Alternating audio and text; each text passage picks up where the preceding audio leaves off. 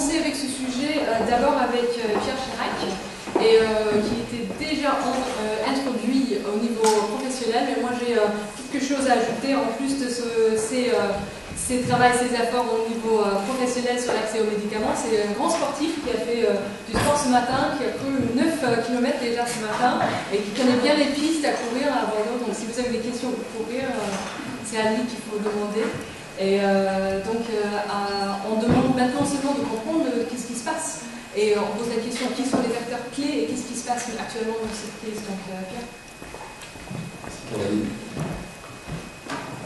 Vous n'étiez pas tout à fait là hier, donc je redis le grand plaisir d'être ici, d'avoir été invité par l'UAEM. Ça fait des années que je connais l'UAEM au niveau international pour avoir travaillé, donc je travaille à Prescrire maintenant à 100%.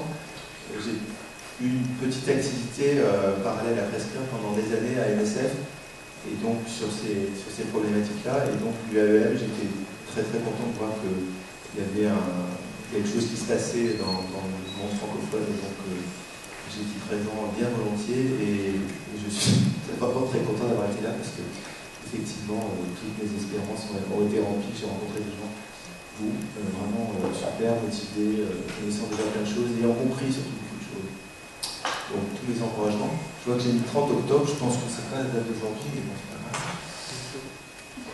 Alors, hier j'ai dit que ça me paraissait très technique, ces histoires de naming cage, et donc j'avais fait des choses un peu générales. Je vais rentrer un peu plus sur le sujet, parce que j'ai pu observer dans les différents ateliers, etc., que votre niveau de connaissance, c'est normal, il était moins approfondi dans ces questions-là, voire qu'il y avait des personnes qui n'étaient pas encore membres de l'UAM et qui se posaient la question de l'UAM, etc. Et donc je vais rentrer un peu plus dans qu'est-ce que c'est. Voilà. Mais je ne vais pas y arriver directement. Alors, il faut que je bon, je vais sortir là.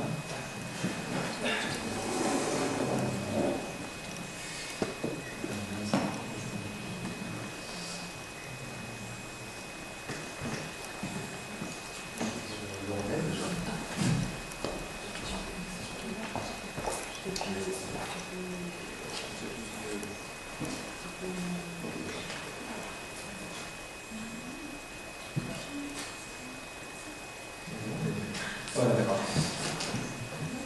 Avant de parler de brevets, de propriété intellectuelle et des obstacles que ça peut représenter, notamment par rapport à certains besoins, je crois qu'il ne faut pas perdre de vue l'ensemble des facteurs qui affectent l'accès aux médicaments essentiels. Et je pense que notre crédibilité et l'efficacité de vos travaux, ce sera toujours de repenser bien des missions très précises pour demander par exemple un traité de RRP, de replacer dans un cadre général, de façon à ce que les gens auxquels vous adressez ne disent pas, mais en fait ils ignorent totalement l'ensemble du panorama. Donc pour que les patients aient accès aux médicaments essentiels, il y a de nombreuses conditions qui doivent être remplies. Il faut de la recherche et développement adaptée aux besoins, ça c'est ça qui nous rassemble aujourd'hui. Il faut qu'on ait une production de qualité, parce que ça ne sert à rien dans la notion d'accès à des médicaments accessibles. Si vous avez des médicaments qui ne sont pas chers, qui ne sont pas de bonne qualité, on n'a pas vraiment gagné. Après, il y a toute la question de l'enregistrement, c'est-à-dire l'autorisation de mise sur le marché. Où est-ce qu'elle a lieu, cette autorisation? Qu'est-ce qu'elle vaut? Quelles sont les normes? Quelles sont les exigences pour obtenir cette autorisation? Quelles en sont les limites? La qualité pharmaceutique, j'en ai déjà parlé, c'est un vrai sujet. Après, il y a toute la question de la distribution. Hélène Leloup aura l'occasion d'en reparler, parce qu'elle va parler des situations dans les pays. Mais les médicaments, pour avoir accès aux médicaments, eh bien, dans un certain nombre de pays, c'est assez facile. Il y a un circuit qui va à peu près partout. Il y a d'autres pays où ce n'est pas le cas. Donc, il y a la notion de distribution, circuit, voilà. La question de l'information sur les médicaments et de la bonne utilisation, ça c'est quelque chose de central. Un médicament, c'est un produit et une information. Vous pouvez avoir le meilleur produit possible, s'il n'est pas bien utilisé, hors ses indications, prenant pas en compte les contre-indications, pas à la bonne dose, etc., eh bien, on a raté le but. Utilisation rationnelle. Il faut aussi des professionnels de santé, il faut faire un diagnostic. Si vous avez un super bon médicament, mais ce n'est pas le bon médicament pour le bon patient. Voilà. Il y a toute la question de la prescription, la bonne prescription, le fait que c'est le bon médicament pour le bon patient, pour la bonne maladie. Il y a le suivi du traitement, il y a des médicaments qui nécessitent un suivi.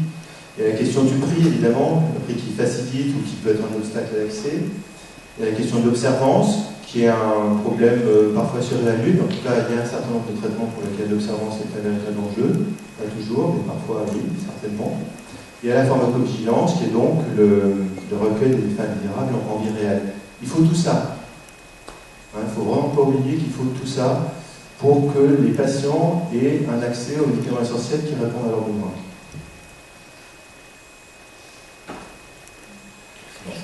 Donc je vais afficher ça. Donc maintenant je viens à une partie de tout ça, parce que cette partie-là, elle est en elle-même légitime. Donc alors je vais faire un rappel assez rapide, parce qu'il y en a qui connaissent très bien ça, il y en a peut-être moins. Donc je rappelle, parce que ce matin il y a eu des ateliers avec M. Cottenoir sur la protection intellectuelle. Donc la protection juridique, les brevets, c'est sur les produits ou les processus de production, ou les deux. Historiquement, ils ont été séparés, maintenant c'est ensemble, on verra ça tout à l'heure. Qu'est-ce que ça fait un brevet? Ça donne un monopole d'exploitation.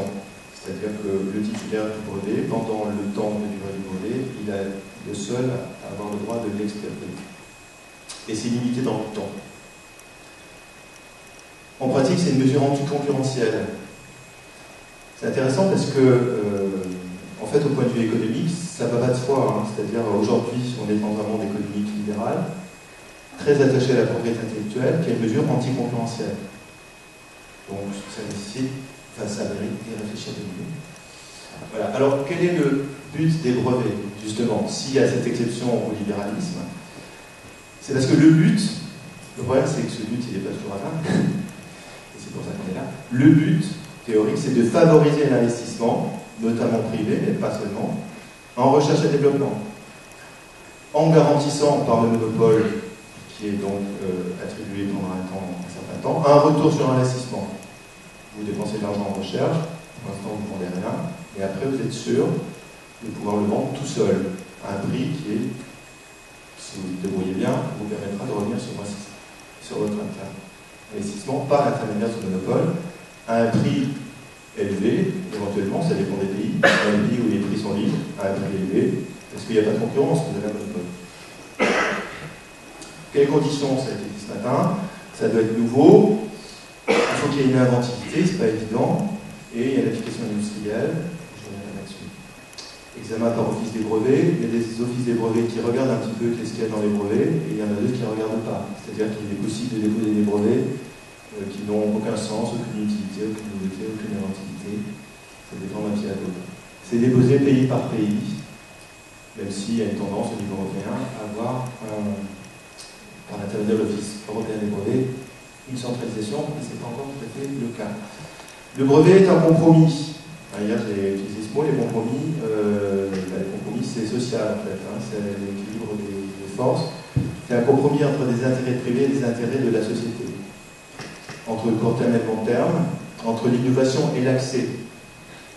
Si c'est trop court, la protection, ben vous risquez de ne pas avoir de recherche et développement parce que ceux qui investissent risquent de ne pas pouvoir revenir sur l'investissement.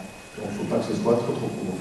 Si c'est trop long, eh bien vous n'avez pas d'accès parce que vous avez un médicament qui va être très cher trop longtemps, donc il n'y aura pas de générique. Donc on voit qu'il y a un enjeu.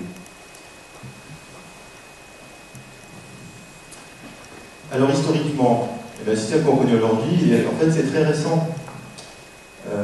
Alors, la Convention de Paris, c'est la première fois qu'on a eu un système de reconnaissance internationale des brevets. Ça, c'est ancien, 1988, 83. Ça a vraiment démarré avec l'Organisation européenne de la propriété intellectuelle en 1967.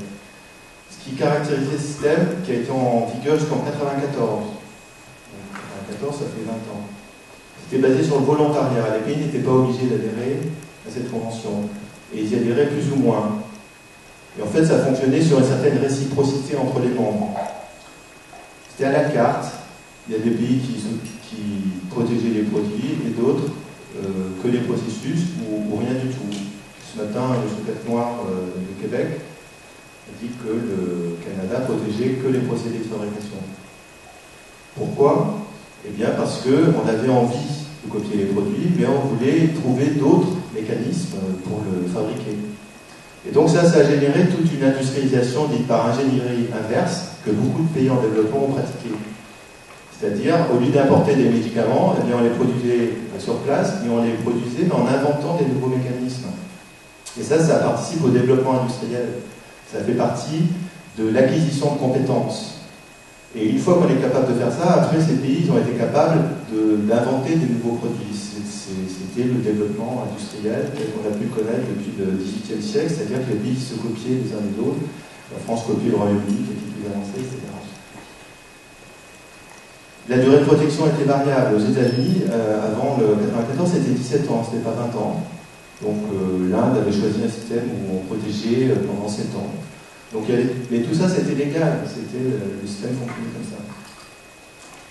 Donc il y avait un échange finalement assez équilibrant entre les pays parce que ils choisissaient de s'insérer dans le système en fonction de leur intérêt et du fait qu'ils allaient pouvoir plus ou moins protéger ce qu'ils étaient capables de faire. Avec les accords de 1994, c'est terminé ça. C'est-à-dire qu'on a mis la mise en place, on ne peut plus protéger les industries nationales. L'ingénierie inverse, ça permettait de développer une industrie pharmaceutique locale, par exemple, ou dans d'autres secteurs. Ça permettait de faire ça. Ça, c'est terminé, on ne peut plus copier, on ne peut plus privilégier une industrie locale. Ce n'est pas seulement pour des questions de brevets, c'est parce que les accords de l'OMC comportent beaucoup d'autres questions, et il n'est pas question de protéger ton pays. Alors, bien sûr, ce n'est pas vrai ça, parce que, vous savez, les États-Unis, l'Europe, elles savent très bien défendre leur agriculture contre les autres pays. Mais dans le domaine industriel, non, ça marche très très bien. Les pays industriels savent très bien protéger leur industrie et leur marché contre les industries des pays du Sud, parce que c'est ça la réalité. Donc, les accords de 1994, c'est l'uniformisation du système qui était en place dans les pays occidentaux. Avec les variables d'application. Voilà, donc, dans les accords de l'OMC, il y a plein d'accords. Alors, on se dit, mais pourquoi les pays ont signé ça? Parce que ça faisait partie d'un énorme package. Et donc, il y avait une petite partie sur la propriété intellectuelle à l'intérieur de tout un tas d'autres. Donc, c'était pas à la carte. Si on signait tout au vêtement de l'OMC, il fallait signer ça. Et là, on était rentré dans un système où la protection de la propriété intellectuelle était obligatoire. C'était plus le système d'avant à la carte. Et il fallait protéger les produits et les processus, mais surtout les produits. Et avant, on était moins. Et durer 20 ans. Voilà, pas les 17 ans, les 20 ans. Et en plus, ce sont des règles minimales. Et depuis, on a observé que les États-Unis, l'Europe, etc., dans des accords bilatéraux ou régionaux avec d'autres régions du monde, cherchent à augmenter ces protections-là. Alors, c'est des règles internationales, ça ne s'applique pas automatiquement, il y a toujours une transposition en droit national. Ça, c'est facile.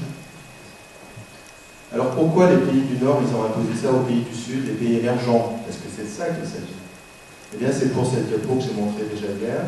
C'est-à-dire que les pays pharma émergents, les pays émergents qui deviennent importants dans le domaine pharmaceutique en termes de marché et de capacité de production et de capacité de recherche, c'est un marché d'avenir. C'est ça la réalité. C'est-à-dire dans les pays occidentaux, le marché il est saturé, c'est-à-dire la proportion des dépenses en médicaments dans les pays riches, elles ne vont plus augmenter tellement parce que c'est déjà énorme. Donc ce sont des pays qui rechignent beaucoup à dépenser plus et qui mettent en place tout un tas de systèmes de régulation, médico-économiques et autres, pour faire que ça n'augmente plus. Par contre, il y a un énorme potentiel dans tout un tas de pays dits du Sud ou de l'Est, où là, on a des taux de croissance de plus de 10% par an. C'est super intéressant pour les grandes firmes multinationales du médicament. Elles ne peuvent absolument pas négliger ça. Au contraire, c'est un relais de croissance pour elles. C'est là où elles vont se développer. Donc on voit par ces chiffres-là, 14%, 20% et 30% pour ces pays-là. C'est les BRIC, le Brésil, Russie, Inde, Chine, d'autres, Vietnam, enfin, il y a beaucoup de pays en forte croissance. Donc c'était très important pour les firmes pharmaceutiques de pouvoir aller dans ce pays-là d'une part et de ne pas se faire copier, de ne pas rencontrer dans ce pays des concurrents. Alors il y a deux faibles marges de manœuvre que je ne vais pas tellement développer, importation parallèle, on l'a dit deux mots ce matin, licence obligatoire. Donc licence obligatoire, c'est l'article 31 des accords atypiques, accord sur les droits de propriété intellectuelle touchant au commerce, TRIPS en anglais, et donc qui prévoit qu'on peut, dans un certain nombre sous certaines conditions, il n'y a pas une limitation des motifs, mais sous certaines conditions, un pays peut donner à quelqu'un qui n'est pas titulaire du brevet le droit de l'exploiter. Voilà, donc, alors au préalable, il faut avoir obtenu l'autorisation, enfin, il faut s'être efforcé d'avoir trouvé un accord avec les titulaires du brevet pendant un temps raisonnable pour trouver un accord raisonnable. Voilà. Mais on peut déroger à cette étape préalable s'il y a un motif important, donc urgence nationale ou autre circonstance d'extrême urgence ou cas d'utilisation publique à des fins commerciales. Donc en fait, pendant une dizaine d'années, il y a eu de fortes batailles au niveau international pour en fait juste mentionner que ça permettait aux pays du Sud d'avoir accès à des antirétroviraux génériques. Parce que ça s'est trouvé à cette époque-là, en fait, la mise en place de ces règles s'est trouvée au moment où on avait cette épidémie terrible du sida, avec des dizaines de millions de morts dans les pays du Sud et pas d'accès aux antirétroviraux. Donc les deux événements sont entrés en collision. Et en fait, la question c'était comment faire pour que les pays aient accès à des antirétroviraux produits en Inde, alors qu'ils étaient brevetés dans le reste de la planète. Donc là, on a touché de très près qu'est-ce que ça veut dire les brevets, c'est-à-dire que dans les pays occidentaux, la trithérapie, pour un an, ça valait entre 10 et 15 000 dollars par personne. À partir du moment où Cipla, génériqueur indien, l'a proposé à 350 dollars, vous voyez que ça a changé complètement, mais alors complètement, la question de l'accès aux antirétroviraux. À 15 000 dollars, il n'y avait personne qui disait, enfin, on vous écoutait même pas, vous étiez un utopiste borné. À partir du moment où c'était 350 dollars, c'était bon, on commence quand? Donc ça a complètement changé, et c'était seulement une question de propriété intellectuelle, parce qu'à 350 dollars, la firme Cipla, elle faisait encore un bénéfice. Donc c'était pas un coût de production, enfin un problème de coût de production. Alors là, je passe rapidement. Voilà, donc ce système, en fait, globalement, de recherche et développement, aujourd'hui, il est basé sur le marché, c'est-à-dire les firmes, elles investissent dans un domaine où elles vont pouvoir revenir sur leur investissement, c'est-à-dire où il y a des patients solvables, donc ce sont des marchés, et c'est protégé par des brevets. C'est ça qui caractérise le système. On a vu hier, et je résume là rapidement, ce système il a de nombreux inconvénients. Ça entraîne la multiplication de médicaments qui sont très semblables dans les mêmes indications, c'est ce qu'on appelle des MeToo.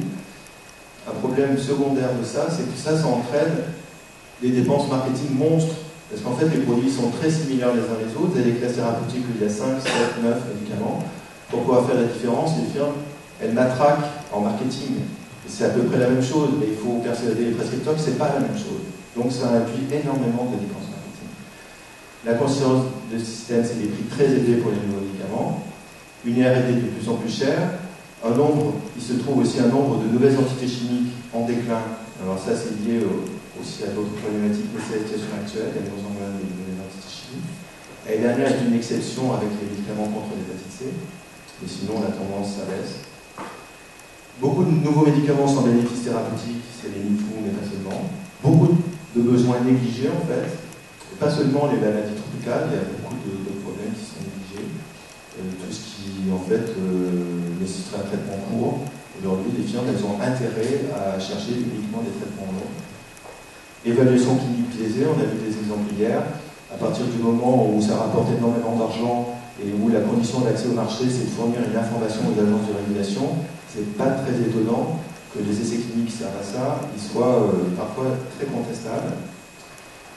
Et parfois, le brevet est un obstacle à la recherche fondamentale. On a vu que l'objectif, c'est de favoriser la recherche. En fait, si vous déposez des brevets très tôt en amont en recherche fondamentale, vous tuez la recherche, tout simplement, parce que les gens en aval, ils ne peuvent plus faire de recherche parce qu'ils doivent commencer, avant de faire un petit peu de recherche appliquée, à payer des royalties. Ils ne savent même pas, à la fin, s'ils vont pouvoir revenir sur ces dépenses-là. Voilà, donc le système actuel qu'on connaît là, il a des bénéfices, il a une certaine efficacité, il a une efficacité certaine pour les grandes firmes pharmaceutiques d'aujourd'hui et leurs actionnaires, ça marche très très bien de ce point de vue-là. Par contre, il y a tout un tas de besoins qui ne sont pas satisfaits, et il y a des médicaments extrêmement chers qui sont inaccessibles à la plus grande partie de la population. Donc l'idée qui est née depuis une dizaine d'années, c'est de dire, il faut essayer de déconnecter ce qui se passe aujourd'hui. Donc le prix du médicament, les firmes, elles le fixent librement par rapport à un retour sur investissement qu'elles souhaitent. Et si on déconnectait les deux, donc financer la recherche d'un côté et ayant un prix des médicaments accessible de l'autre. Ça paraît tout à fait bizarre parce qu'effectivement, c'est pas du tout le modèle actuel. Alors ce débat, il est très ouvert. La preuve, on l'a dit ce matin, là, en 2016, à l'Assemblée mondiale de la santé, ce sera à nouveau à l'ordre du jour un traité, ou en tout cas un accord sur la recherche et le développement. Alors le courant dominant aujourd'hui, ça reste encore d'être opposé, enfin d'être favorable au statu quo du système. Bon, il y a des défauts, mais gardons-le, c'est pas super élevé. Mais il y a des propositions tout à fait intéressantes qui ont été faites pour trouver des alternatives qui sont plus ou moins radicales, donc soit aménager le système, soit changer totalement les règles. Donc il y a des propositions qui sont faites pour MS et maladies négligées. Donc il y a des gens qui proposent des systèmes pour favoriser la recherche pour les maladies négligées, et il y en a d'autres qui proposent des systèmes plus larges pour prendre en compte le fait que même globalement le système ne fonctionne pas. Voilà, alors là je ne vais pas rentrer dans le détail, j'ai mis des références de gens qui ont travaillé sur les sujets.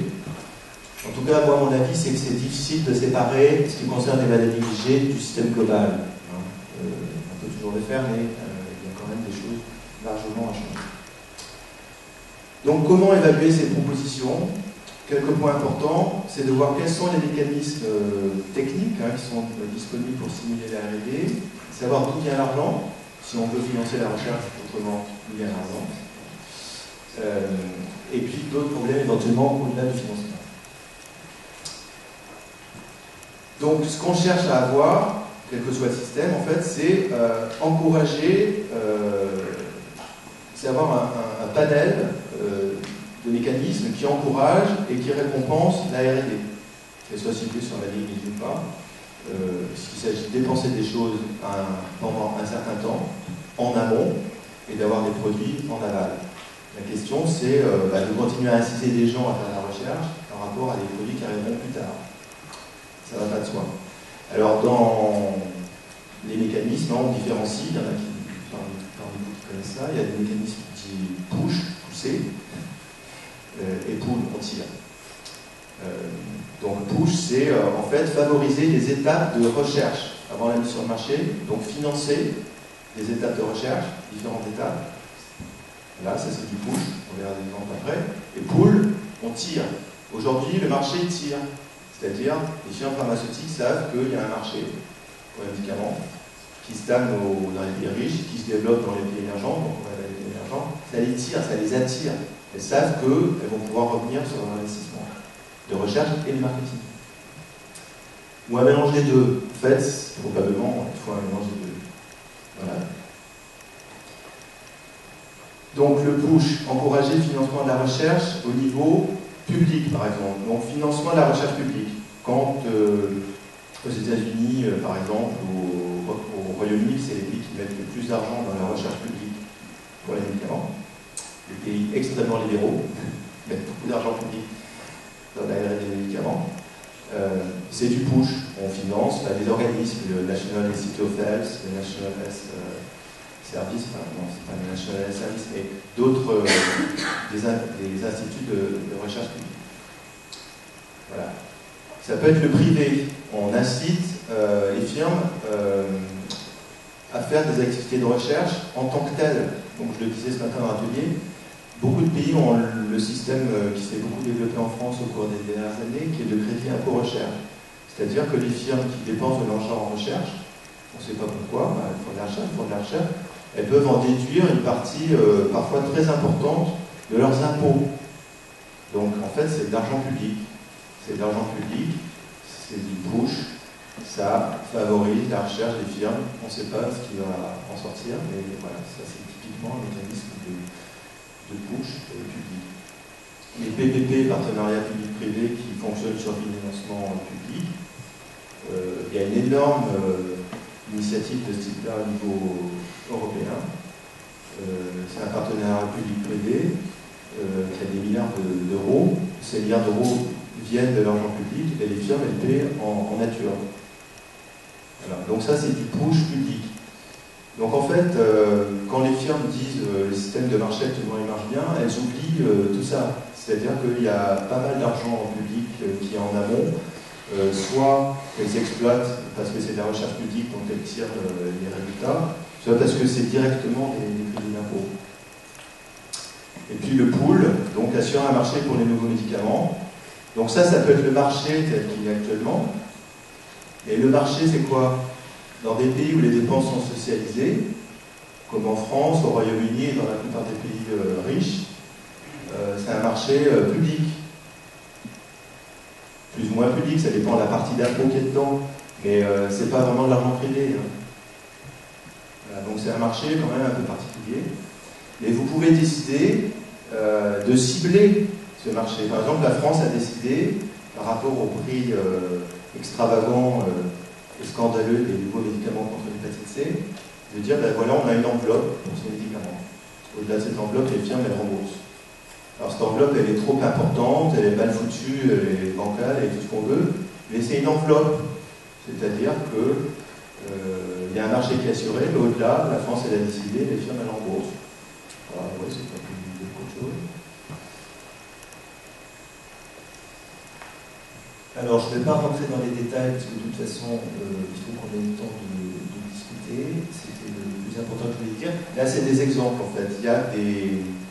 Dans le domaine des maladies négligées, au cours des dernières années, il y a plusieurs organismes publics qui ont financé de façon assez importante la possibilité, qui ont favorisé la production et la recherche dans un certain nombre de maladies.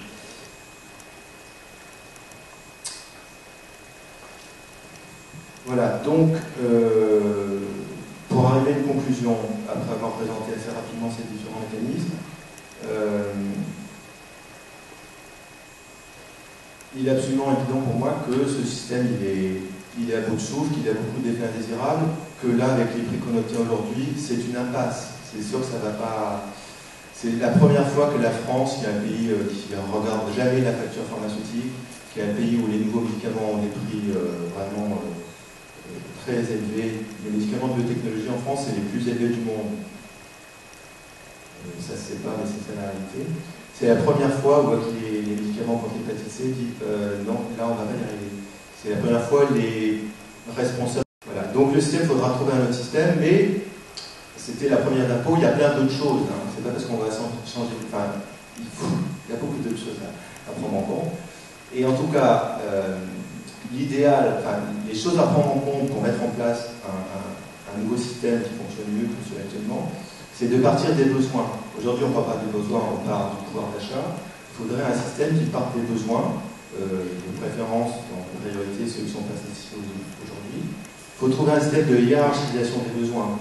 Aujourd'hui, hiérarchisation des besoins, c'est la hiérarchisation des profits. C'est là où on fera plus de profits. Après, il y a tout le mécanisme d'allocation des ressources qui est loin d'être simple. C'est comment, sous quelles conditions, à quelles étapes on finance les différentes activités de recherche et développement. Aujourd'hui, c'est dès que c'est mis sur le marché, ça rapporte. Il y a toute la question de la recherche fondamentale et du fait qu'elle soit pas, elle non plus, trop orientée par le marché. Parce qu'en fait, ces mêmes mécanismes-là, ils existent aussi dans le public, dans une certaine proportion. Il y a un certain nombre d'universités, notamment aux États-Unis, qui gagnent beaucoup d'argent sur des royalties, sur des médicaments. Donc, cette logique-là, d'intérêt vers certains besoins, n'est pas limitée aux entreprises pharmaceutiques. Il y a toute la question du développement préclinique et de tout ce qui est exigé en amont des autorisations de mise sur le marché. Développement clinique, quelles normes, qu'est-ce qu'on exige comme degré d'assurance sur l'efficacité des effets indésirables. Il y a aussi la question de l'enregistrement, de l'autorisation de mise sur le marché. Est-ce qu'elle est seulement valable aux États-Unis, en Europe ou au Japon, ou est-ce que l'autorisation de mise sur le marché dans d'autres pays, c'est une valeur ou pas? Ça, c'est une question. Et puis donc, le médicament est entendu. Voilà, donc pour conclure, un meilleur système de R&D nécessite une bonne identification et hiérarchisation des besoins. Aujourd'hui, ce n'est pas suffisamment fait. Un engagement public à long terme. La recherche, c'est du long terme. Il faut vraiment qu'on ait de la visibilité dans ce domaine-là. Et a priori, le public est très bien placé pour avoir une vision à long terme, en théorie, par rapport au privé. En tout cas, le privé de petite taille a des difficultés de se projeter vraiment dans le long terme. Une évaluation clinique correcte des médicaments. Aujourd'hui, vraiment, beaucoup de médicaments qui arrivent sur le marché, c'est le travail de prescrire qui est fait quotidiennement. Il y a des médicaments qui arrivent sur le marché qui sont extrêmement chers et dont pourtant le développement clinique est rudimentaire. C'est-à-dire parfois vous avez un seul essai clinique avec un comparateur qui n'est pas le bon, qui ne prouve pas grand-chose, vous avez beaucoup d'essais de non-infériorité, c'est-à-dire vous savez juste que bon, c'est à peu près aussi bien que le médicament qui est déjà là. Il y a très peu d'informations sur les effets indésirables, donc il y a un côté pari. On parie quelque chose sur quoi? Sur la santé des gens. Et c'est un pays qui coûte, et en plus ça coûte très cher. Donc c'est quand même assez bizarre. Et donc garantir l'accès des médicaments à ceux qui en ont besoin, c'est vraiment ça l'enjeu. Aujourd'hui, au prix où arrivent les médicaments hépatite C ou les médicaments anticancéreux, c'est clairement inabordable pour une majorité des patients. Et ça, c'est tout à fait inacceptable. Et c'est pour ça qu'on est là. Je vous remercie.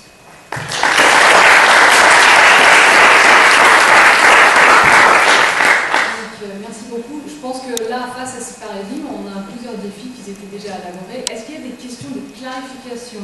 Parce qu'on va passer directement à approfondir tout de suite une partie de ce sujet-là, mais au cas où il y a des questions de clarification, je vous invite à poser des questions assez rapides s'il y en a.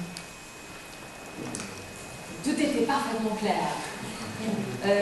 Non, on va surtout, en fait, de toute façon, il y avait le sujet quand même de l'impact de tout ça. Il y a beaucoup de choses qui sont très théoriques. Il faut qu'on garde en tête qu'est-ce qui est l'impact de toutes nos activités. Donc qu'est-ce qui se passe vraiment quand on change le système pour les malades, pour une certaine maladie, pour les gens, avec la forme de VIH qui était soulevée déjà, et d'autres qu'on va discuter avec le potentiel d'avoir un énorme impact sur les malades, sur les gens comme vous, comme nous, plusieurs personnes dans le monde. Je vais passer plutôt à Madame Lou, qui est docteur en médecine basée à Toulouse, qui va approfondir le sujet, surtout au niveau pharmaceutique pour nous. Et pour mieux connaître Madame Lou, elle est basée à Toulouse, mais elle vient souvent à Bordeaux. Ok, un peu partout donc. Et elle vient souvent à Bordeaux parce qu'elle apprécie énormément les huîtres qu'on peut trouver ici. Donc si vous voulez les suggestions pour les bons restos, après il faut donner. Oui, merci. Alors je vais commencer comme Pierre, dire que pour moi c'est vraiment un plaisir de voir des jeunes qui sont au début de leurs études et qui s'intéressent à ce qui se passe dans le monde du médicament et dans le monde du développement. Et ça me fait dire que je peux prendre ma retraite tranquille, il y aura la rentrée. Et c'est important, parce que c'est un sujet... Alors, j'ai fait mes études à Toulouse, de la différence, où j'enseignais la santé publique, mais un jour, ça m'a pris de partir pour les pays en développement. Alors, j'ai commencé par un endroit qui n'était pas... on peut discuter un peu, c'est pas au même niveau que l'Afrique subsaharienne. J'ai commencé par travailler pendant 2 ans en Égypte. Et puis, ensuite, j'ai travaillé en Afrique centrale. Et ils ont trouvé que j'étais tellement bonne qu'ils m'ont gardé dans l'administration. Et donc, j'ai été responsable du programme de santé du ministère français de la coopération. J'ai ouvert la partie santé de l'AFD, donc les programmes de santé de l'AFD, et j'ai terminé ma carrière dans les organisations internationales, et notamment le Fonds mondial. Donc, je me suis beaucoup baladée. Je n'ai pas forcément vécu très longtemps en Afrique subsaharienne, mais par contre, je l'ai beaucoup parcouru et j'ai rencontré beaucoup des confrères et des gens qui tournent autour des problèmes du développement. Et ce que je peux vous dire, c'est que quand on a attrapé le virus du développement, eh bien, toute la recherche et le développement n'ont pas réussi à trouver un médicament qui vous guérit quand vous avez attrapé le virus des pays en développement. Donc, ceci dit, ça ne rend pas très malade. C'est quelquefois, il y a un peu d'agacement, on trouve que tout ça c'est bien, que ça met du temps, que c'est compliqué, etc. Mais c'est tellement intéressant, c'est tellement crucial qu'on garde la passion. Donc je vous encourage à attraper cette maladie. Sur ce, je vais vous présenter, j'ai choisi de présenter les choses du point de vue des gens qui habitent en Afrique subsaharienne. Et donc je vais très peu vous parler de propriété intellectuelle et de choses comme ça, d'abord parce que c'est pas ma spécialité, mais essayer de vous faire voir à quel niveau, d'où on part, pour arriver à un accès aux médicaments qui puisse être utile aux malades ou aux gens qui habitent en Afrique subsaharienne. Je ne trouve pas d'Afrique du Nord, ça c'est important. Et donc voilà, j'ai choisi de vous présenter comme ça, plus sous l'angle des... je vous ai donné un fichier. Je pense qu'il y a oui, il y a peut-être deux... Ah oui, parce que je sais plus.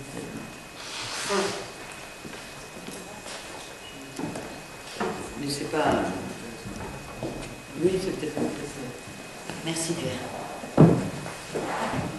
Alors comment on fait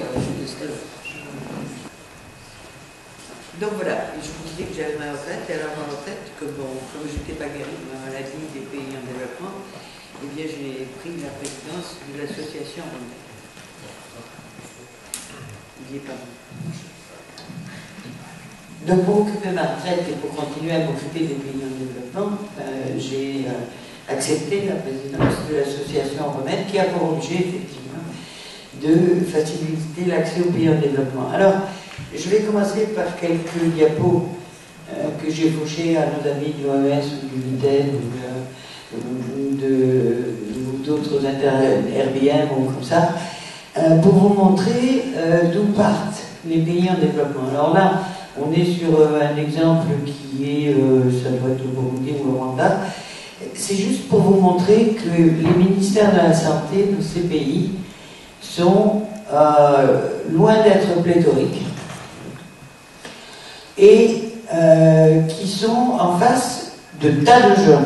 En bleu, les agences multilatérales, des organismes d'État ou para-étatiques, le secteur privé, les ONG, ils ont affaire à tous ces gens-là, et tous ces gens-là ont chacun leur coordination.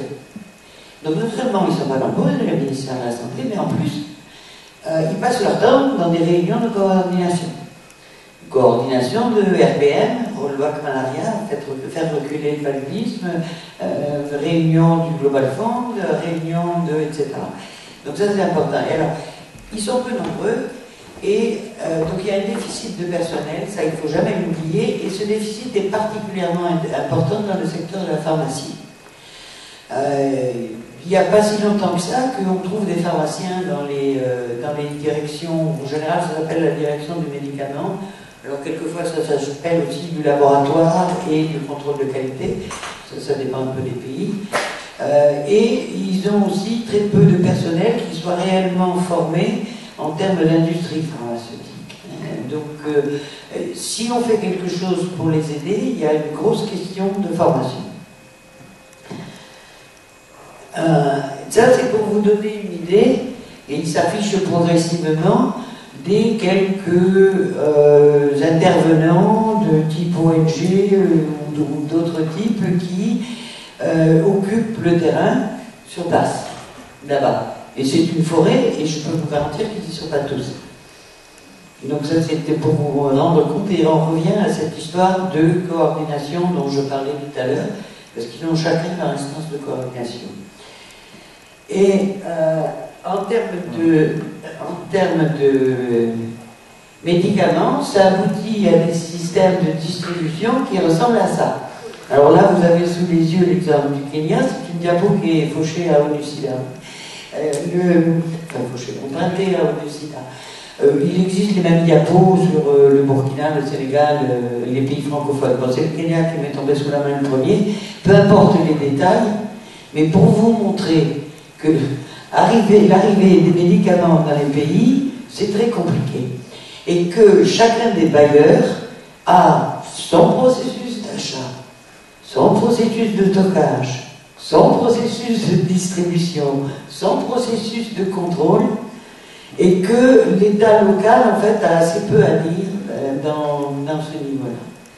Et la dernière chose qu'il ne faut pas oublier, c'est que dans ces géographies, quelles qu'elles soient, cette diapo-là est empruntée à l'OMS, la moitié des dépenses de santé, en gros, hein, est fournie par les habitants.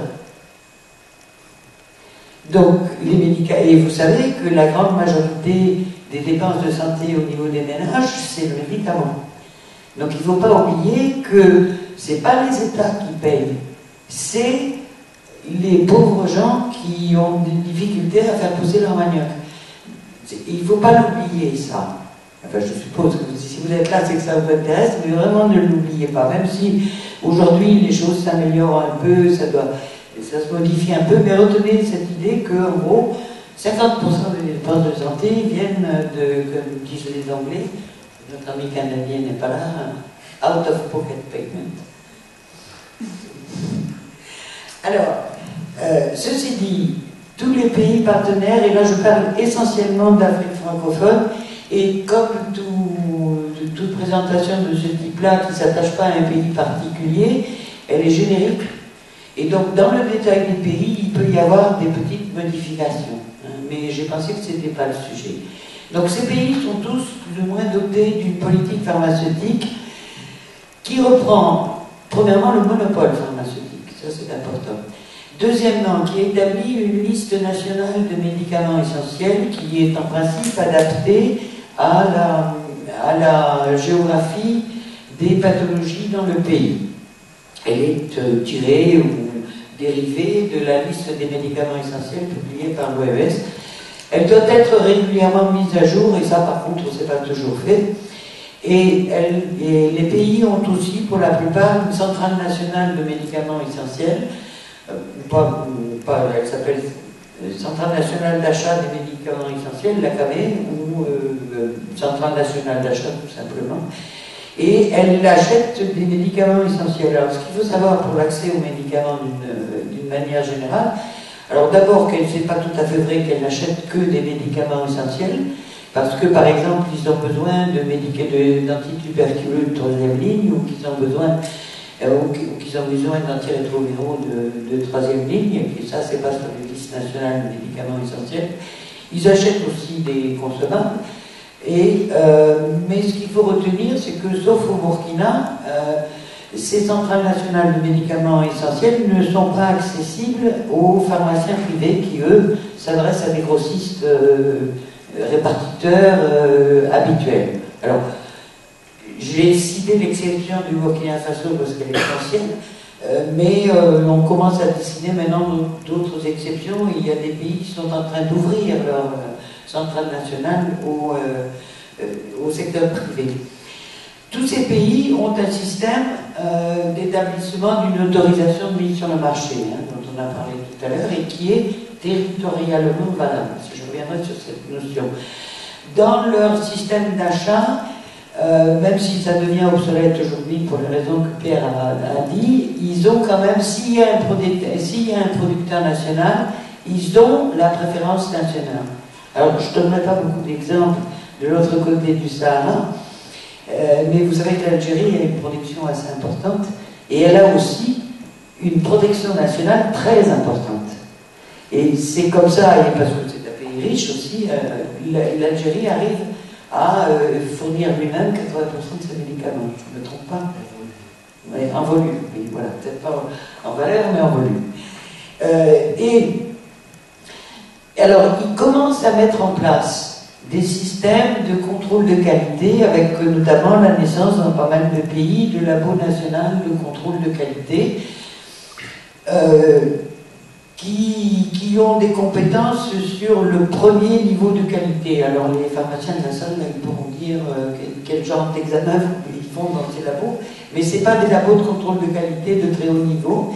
Mais ceci dit, ils ont le mérite d'exister, c'est important. Et même chose, ils commencent à mettre en place des systèmes de pharmacovigilance. Pierre vous rappelait tout à l'heure que ça fait partie de l'accès aux médicaments. Et on est aujourd'hui au balbutiement de la mise en place des systèmes de pharmacovigilance. Il faut savoir ça. Et que dans leur législation, ils sont plutôt ce que je qualifierais dans mon raccourci à moi des pays de propriété intellectuelle rigide. C'est-à-dire qu'ils ne sont pas très ouverts à inscrire les flexibilités dont on vous a parlé, licence volontaire obligatoire et autres importations parallèles dans leur législation pharmaceutique. Je ne dis pas que c'est absent, mais ce n'est pas le plus courant. Donc il y a aussi un travail à faire avec eux pour leur expliquer qu'il peut être intéressant d'intégrer les dispositions et les flexibilités de Doha dans leur législation pharmaceutique. Encore une fois, c'est générique, hein, donc ça ne s'applique pas partout. Alors, comment sont délivrées les AMM? Comme chez nous, elles sont délivrées sur un dossier présenté par le producteur et qui fait même une proposition de prix. Elles sont payantes des prix que je vous ai affichés en CFA, enfin c'est les fourchettes. Pour savoir, 100 000 CFA, ça fait 1 500 €, hein, c'est ça? Quelque chose comme ça. 150. Pardon? 100 000, c'est 150 €, voilà. Je savais que c'était 15, mais je ne savais pas bien placer le zéro. Voilà. Alors, c'est vrai pour aucun pays le prix qui est mis là, mais c'est une fourchette gros. Et ces AMM sont valables, comme chez nous, hein, pour une présentation, pour une forme galénique et pour une molécule. Et elles sont valables sur une durée moyenne de 3 ans, mais qui peut aller jusqu'à 5 ans. Et le renouvellement de l'AMM est payant, moins cher que le Princeps, si je peux dire.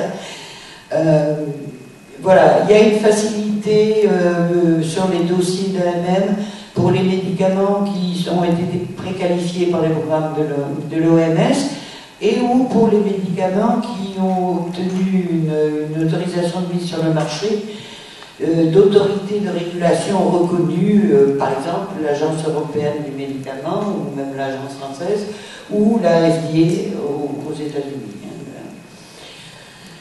Alors le problème de ces commissions, c'est que les fonds déposés par les demandeurs financent la commission.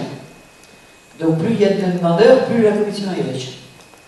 Donc ça c'est un peu quand même, ça pose des questions d'indépendance. C'est pas la faute des commissions, hein, c'est que le ministère de la Santé met son argent ailleurs, donc quand il en a. Et que les membres de la commission ne sont pas toujours très formés à la lecture des essais cliniques, à la lecture des dossiers. Le résultat, c'est qu'il y a une pléthore d'AMM,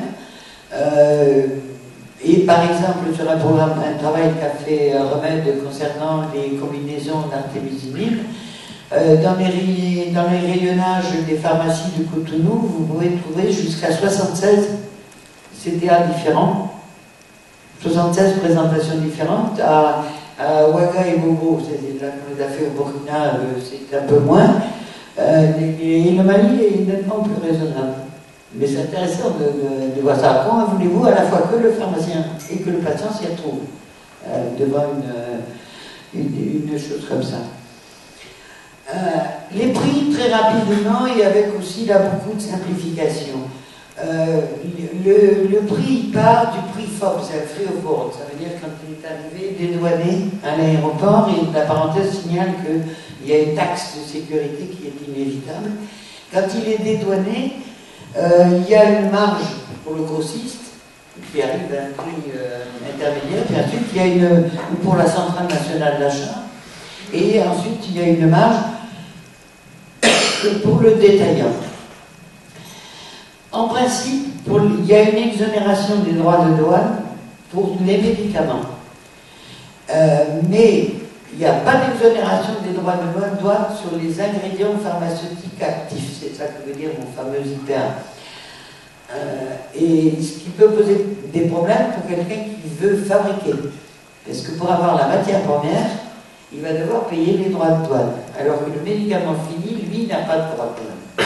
Et la plupart du temps, les dispositifs médicaux, et encore moins les matériels, ne sont exonérés. Mais enfin, il y a quelques exceptions.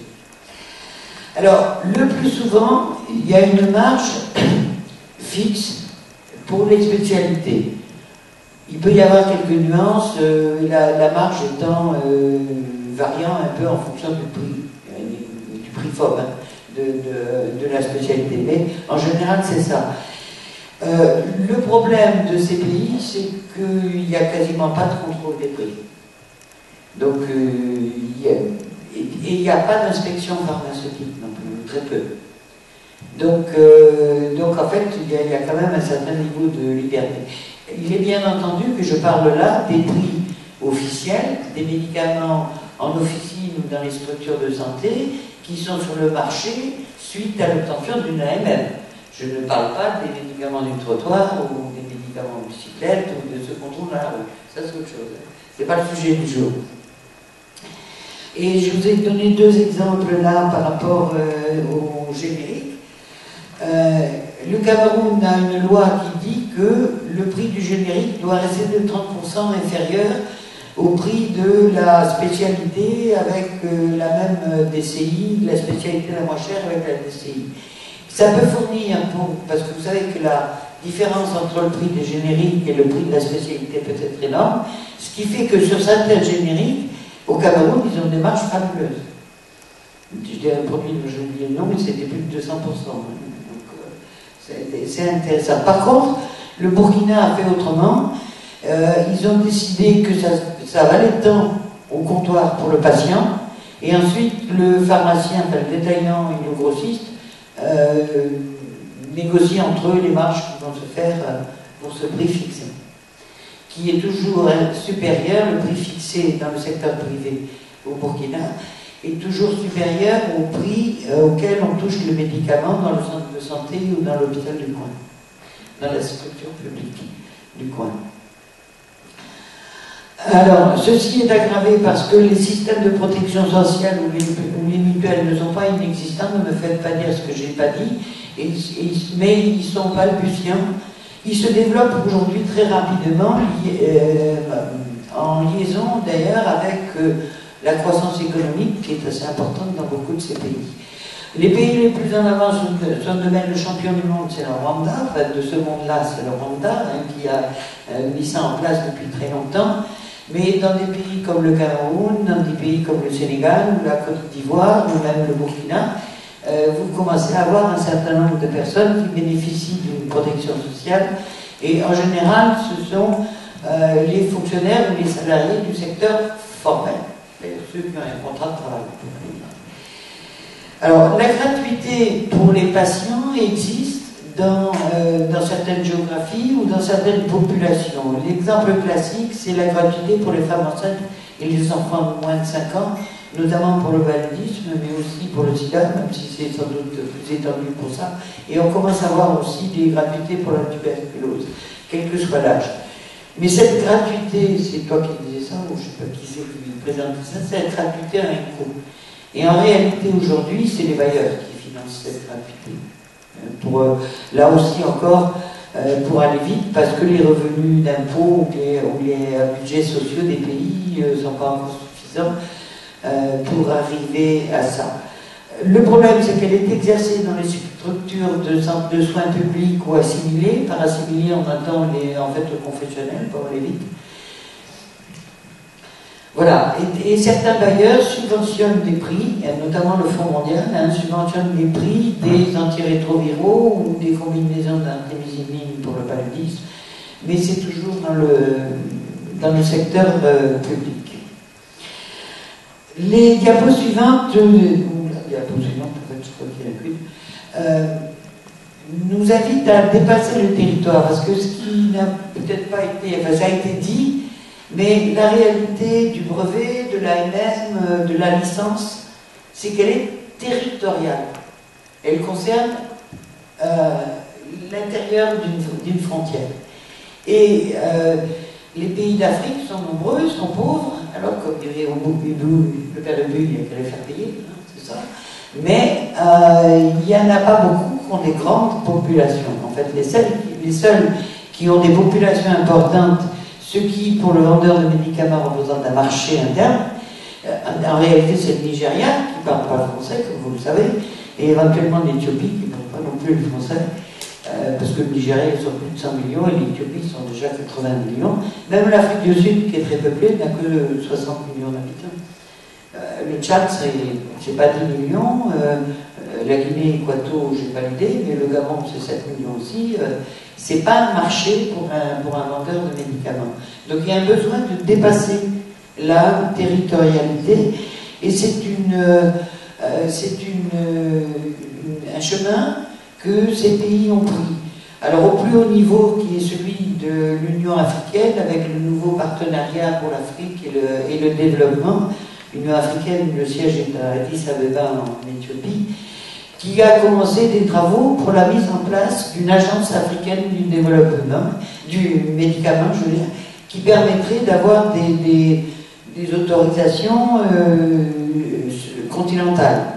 Alors, leur dernière réunion date de 2015, c'était au mois de juillet à Addis Abeba, et ils ont fait la feuille de route. Donc on est vraiment au tout début là. Hein, mais bon, ceci dit, ils vont dans le sens. De même que cette Union africaine a une commission qui travaille aussi pour le développement de l'industrie du médicament en Afrique, et qui est, si vous voulez, le pari qu'ils ont, c'est autour de l'utilisation des licences volontaires ou obligatoires. Voilà. Et à des niveaux plus inférieurs, il y a moins importants, moins continentales. Vous avez des instances régionales de l'Afrique de l'Ouest, qu'on appelle l'Union économique et monétaire de l'Afrique de l'Ouest, ou la même chose dans l'Afrique du Centre, qui couvre donc le Cameroun, le Gabon, la République centrafricaine, la Guinée Équatoriale, je ne sais plus combien de pays, qui ont commencé et là ils sont un petit peu plus avancés sur une harmonisation des procédures d'autorisation de mise sur le marché. L'idée de ces entités géographiques ouest ou centrafricaines, mais ça existe aussi dans la SADC, qui est l'équivalent dans les zones anglophones du sud de l'Afrique, c'est que les AMM soient valables dans tous les pays de la région. Histoire aussi de pouvoir mieux négocier les prix, puisqu'il y a un marché plus important. Et bon, il y a d'autres choses dont on vous a déjà parlé, qui est le Medicine Patent Pool aussi, hein, qui travaille aussi dans la même chose. Le Medicine Patent Pool négocie pour une présentation ou pour plus des licences obligatoires pour plusieurs pays.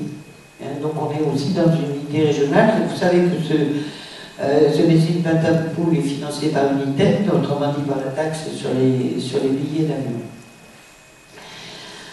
Bon, l'industrie locale, je vous en ai déjà parlé. Et il y a aussi des choses qui sont plus anciennes, mais qui aident tous ces pays à accepter, et en particulier à faciliter les démarches d'autorisation sur le marché. C'est le programme de préqualification de l'OMS, qui est financé sur des fonds, malheureusement sur des fonds qui ne sont pas des contributions obligatoires, mais qui est financé aussi par l'UNITED, qui verse des fonds pour ça. Et tout ce qu'ils ont édité en matière de bonnes pratiques de fabrication, de bonnes pratiques de dispensation, qui sont en fait des référentiels applicables dans tous ces pays et qui donnent une base, pour ajuster les législations locales. Et puis, il ne faut pas oublier que dans ce domaine, on a toujours besoin des ONG. Je pense que dans ce domaine, l'une des plus efficaces, c'est l'UNICEF. Mais il y en a d'autres qui travaillent à aider les pays à accéder aux médicaments à des prix abordables pour les patients. Voilà ce que je voulais vous dire. Merci.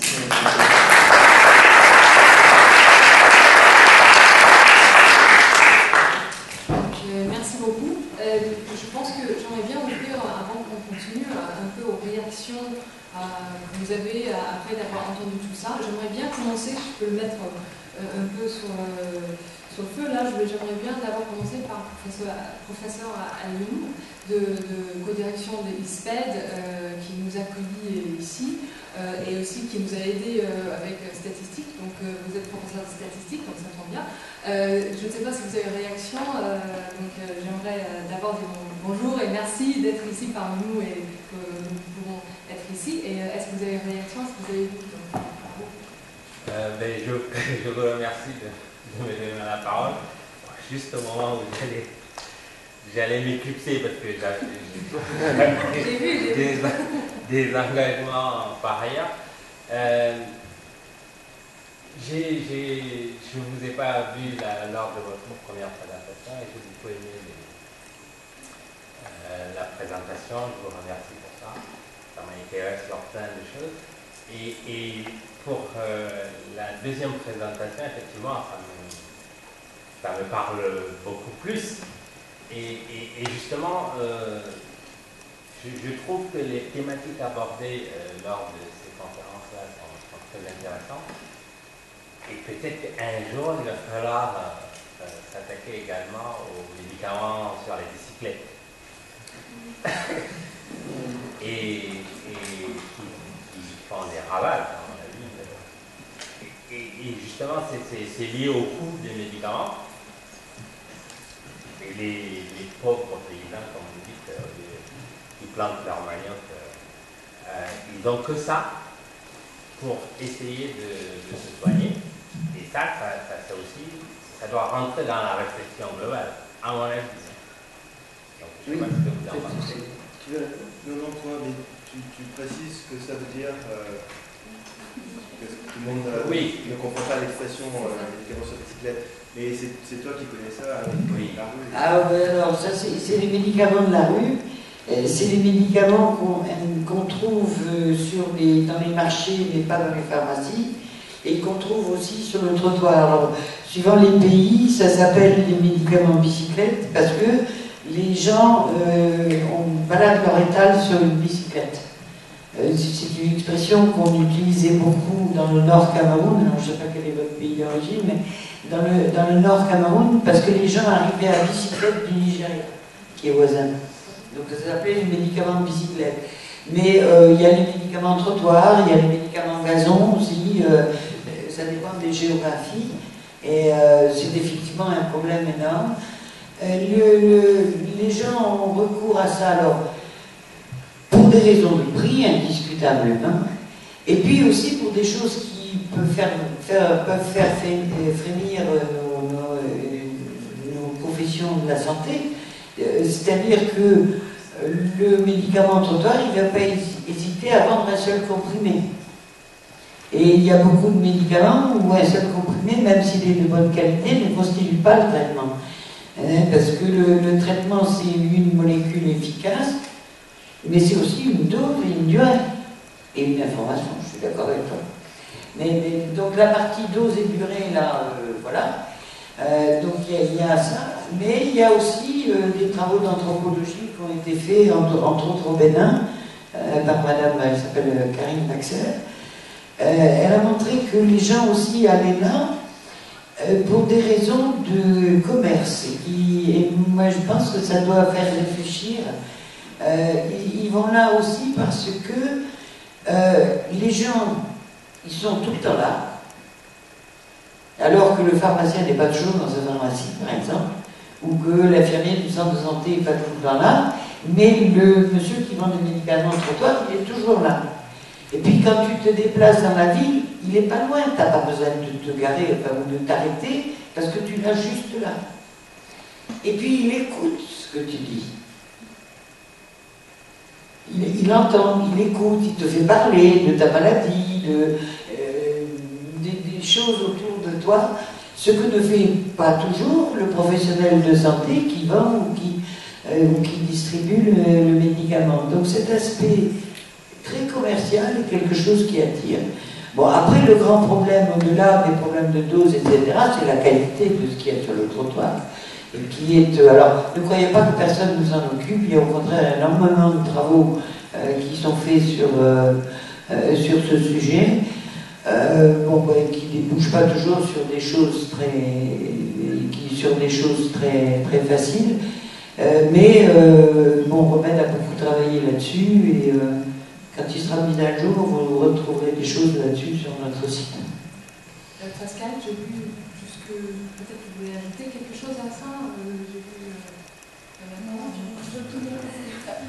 Je connais un petit peu le problème, mais j'ai rien plus à ajouter. Okay. Ok. Et est-ce qu'il y a des pharmacistes? Donc, qui est pharmaciste actuellement ici? Pharmaciste. Ok. Donc, vous avez vu, vous avez entendu, vous avez écouté tout ça. Qu'est-ce que vous pensez en fait de cette situation? C'est quoi votre réaction à tout ça, ce que vous voyez? Qu'est-ce que vous pensez? Allez. Moi, je voudrais vous demander, vous ne pensez pas qu'il y a de quoi être optimiste quand on voit la croissance incroyable de beaucoup de pays d'Afrique, l'exode rural avec de plus en plus d'urbanisation, une population qui augmente, donc un marché qui se crée, une classe moyenne qui augmente. Vous pensez qu'il y a de quoi être optimiste pour ces pays-là, compte tenu de l'action du médicament? Oui, je pense. Moi, je suis optimiste là-dessus. Je ne me fais pas d'illusions sur la difficulté du chemin. Il faut les guider. Alors, je ne sais pas si vous avez entendu parler des accords de Bangui, mais toi, tu dois connaître ça. Alors, Bangui, c'est dans la République centrafricaine. C'est un accord qui limitait terriblement et qui était plus fermé encore que les Alpiques. Et que certains pays alléchés dans l'immédiat par des royalties, comme il ne faut pas le dire, avaient accepté de signer. Moi, je pense que si on se donne la peine de donner à ces gens l'information correcte, de donner à nos partenaires l'information correcte, et compte tenu effectivement de la croissance économique, qu'on fait les choses en étant attentif au fait qu'ils ont besoin d'un secours énorme en matière de ressources humaines. Donc il y a un transfert de technologie, de savoir-faire important à faire, que les législations peuvent bouger, et elles commencent à bouger, mais même si chez nous c'est long, là-bas c'est très très très long de faire changer une loi, mais c'est faisable, et il faut le faire. Et puis surtout, l'espoir, c'est qu'on arrive à développer les systèmes de protection sociale. Parce que quand il y aura une protection sociale qui va couvrir la majorité de la population, alors ça va permettre de développer les choses. Et ça commence dans certains pays comme le Sénégal ou la Côte d'Ivoire à aller très vite. D'autres commentaires? Une question? Dans ce cas-là, on va... Ah oui. Oui, je rebondissais sur la question précédente en pensant à ces personnes qui partent en mission humanitaire, notamment en pharmacie, donc on a l'opportunité de partir en stage et donc d'apporter nous notre compétence en tant qu'Européens ou occidentaux dans ces pays-là. Mais moi, ce que j'ai souvent eu comme retour, c'était qu'il fallait faire attention à justement pas imposer notre système, même si on a de très bons systèmes de qualité, la sécurité, tout ça, mais justement s'adapter au pays et leur laisser leur chance à eux de se développer. En fait, juste essayer de transmettre nos connaissances sans essayer d'appliquer une technique à leur mode de fonctionnement. Oui, c'est le principe du développement. On ne peut qu'être d'accord avec ça, et je pense que beaucoup d'échecs sont liés au fait de la transposition pure et simple d'un système qui était celui qui est le système de celui qui l'impose. Oui, il faut beaucoup plus les écouter et ils ont des choses, et voire des choses intéressantes à dire. Au passage, une des choses qu'ils disent souvent et qu'on entend dans les réunions de l'OMS ou comme ça, c'est à propos de la pharmacopée traditionnelle. On entend deux choses. La Christine date de ma jeunesse, donc je pense que vous ne savez pas ce que c'était, mais c'est un des premiers anti-cancéreux qui a été inventé. Et la Christine est issue de la pervenche de Madagascar, une variété très particulière de pervenche qui ne pousse qu'à Madagascar. Les royalties sur la mise en œuvre de la Christine, elles ne sont pas en Madagascar. Hein. Voilà, on pourrait faire des réflexions identiques sur la quinine ou d'autres choses qui sont issues des écorces africaines. Alors, encore une fois, je suis médecin, donc je vais dire des conneries si je continue sur la pharmacognosie, mais il y a quand même des choses qui sont à prendre en compte, et les Africaines sont très attachées à ce que soit prise en compte leur médecine traditionnelle. Et il y a certains pays, et notamment le Cameroun, avec un institut qui s'appelle l'INPM, l'Institut National pour les plantes médicinales, qui travaille parce que vous savez qu'en matière de plantes médicinales, en fait, l'Afrique centrale est très très riche en choses. Hein. Et ils ont plusieurs décoctions, potions, enfin, je ne sais pas comment ils vont appeler ça, des mélanges utilisés en médecine traditionnelle. Et il y en a une dizaine au total sur l'Afrique ou quelque chose comme ça qui ont une autorisation de mise sur le marché. Donc ils continuent à travailler là-dessus et ils revendiquent le fait que la molécule princeps, elle pousse chez nous, enfin la plante d'où il est issu, elle pousse chez nous, là pourquoi c'est pas nous qui avons les royalties? Et bon, on peut se demander s'ils ont vraiment tort de dire ça. Voilà, merci.